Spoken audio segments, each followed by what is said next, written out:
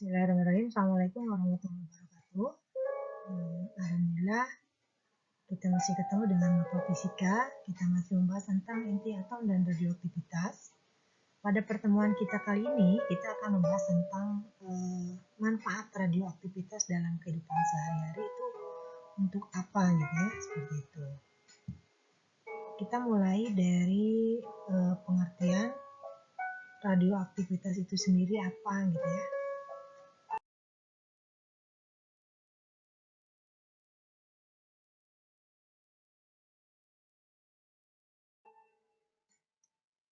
Nah, di sini kita lihat radioaktivitas itu adalah pemancaran ini ya, pemancaran sinar radioaktif. Nah, ini pemancaran sinar radioaktif secara spontan oleh inti-inti induk yang tidak stabil. Nah, ini yang tidak stabil. Nah, ketika melakukan pemancaran ini dia menjadi inti yang lebih kecil. Nah, inti yang lebih kecil ini dia lebih stabil. Yang induk tadi dia tidak stabil, kalau yang inti yang lebih kecilnya atau inti anak itu dia lebih stabil. Nah, zat-zat radioaktif yang terdapat di alam antara lain adalah uranium. Nah, ini biasanya untuk ini ya, salah satu yang ada di bom atom ya, polonium dan radium ya, seperti itu. Nah, beberapa unsur lain memiliki isotop yang bersifat radioaktif. Unsur-unsur ini dia yang disebut dengan radioisotop gitu ya. Nah, seperti itu. Sekarang kita lihat sinar-sinar radioaktivitas itu apa saja.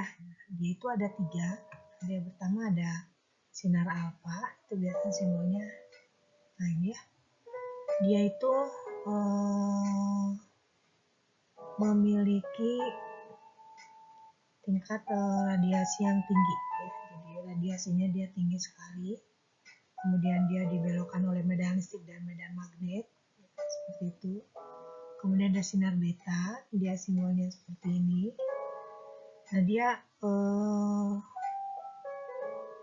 radiasinya sedikit lebih rendah dibanding sinar alfa, tapi dia masih dibelokkan oleh medan listrik maupun oleh medan magnet gitu ya. Kemudian yang ketiga ada sinar gamma. Nah, ini dia yang paling ini kecil ya, tingkat radiasinya dia paling kecil.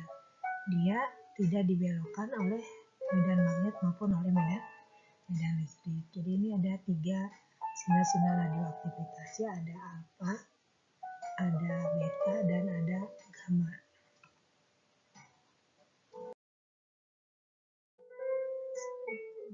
Sekarang manfaat radioisotop dalam kehidupan sehari untuk apa saja? Nah, dia ada di bidang apa saja?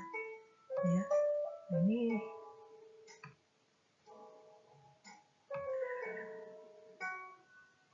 pertama dia ada di bidang kedokteran, kemudian ada di bidang industri, ya seperti itu. Kemudian ada bidang pertanian dan ada bidang hidrologi. Sepertinya masih ada lagi yang lainnya. Kita cukup bahas 4 saja ini.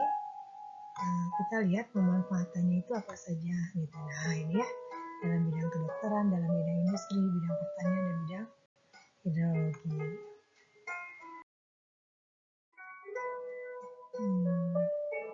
Dalam bidang kedokteran biasanya dimanfaatkan untuk apa sih radioisotop ini? Nah, dalam kedokteran biasanya sebagai perunut untuk mendeteksi kerusakan yang terjadi pada suatu organ tubuh. Ya, seperti sinar X. Sinar X itu dia berasal dari sinar gamma ya, seperti itu. Dia untuk mendeteksi ada kerusakan apa dalam tubuh. Kemudian sinar apa? Untuk USG gitu ya, seperti itu.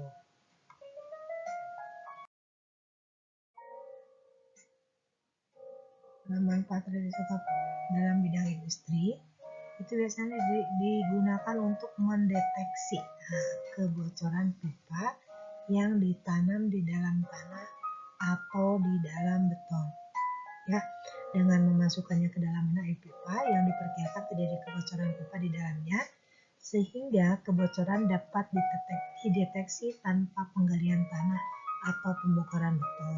Ya, sekarang bayangkan kalau dipasang pipa di dalam beton, kalau kita harus membongkar kan lama. Ini ada dipakailah radioisotop ya, seperti itu. Kemudian manfaat selanjutnya itu dalam bidang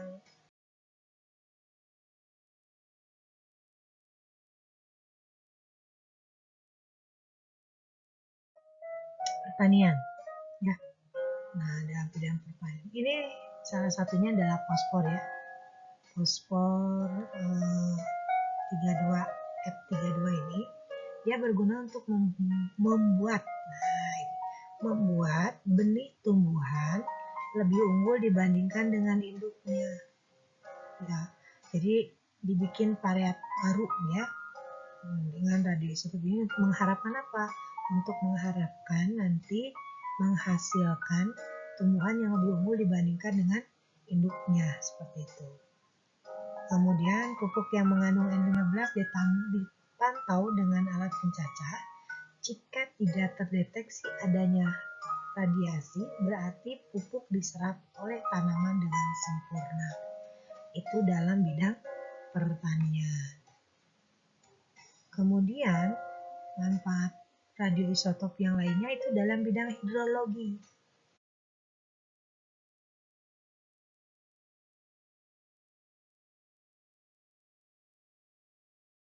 Nah, dalam bidang hidrologi, runut radioisotop digunakan dalam berbagai kegiatan, antara lain untuk mengukur debit air sungai, menentukan arah gerak air tanah, menentukan gerakan sedimen, dan untuk menentukan kebocoran pada bendungan. Jadi hampir sama kayak tadi di industri ya, untuk mendeteksi kebocoran ini juga kebocoran pada bendungan.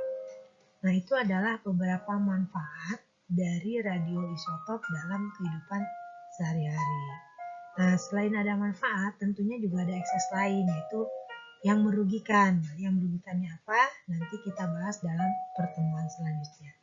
Oke, untuk hari ini kita membahas tentang manfaat radioisotop dalam kehidupan sehari-hari, dalam dunia kedokteran, dalam pertanian, kemudian dalam industri, dan dalam hidrologi. Sebetulnya masih banyak lagi pemanfaatan yang lain. Mungkin kalian bisa cek-cek kembali di Google ya, seperti itu. Oke, untuk pertemuan hari ini dicukupkan sekian. Ibu tutup dengan Assalamualaikum warahmatullahi wabarakatuh.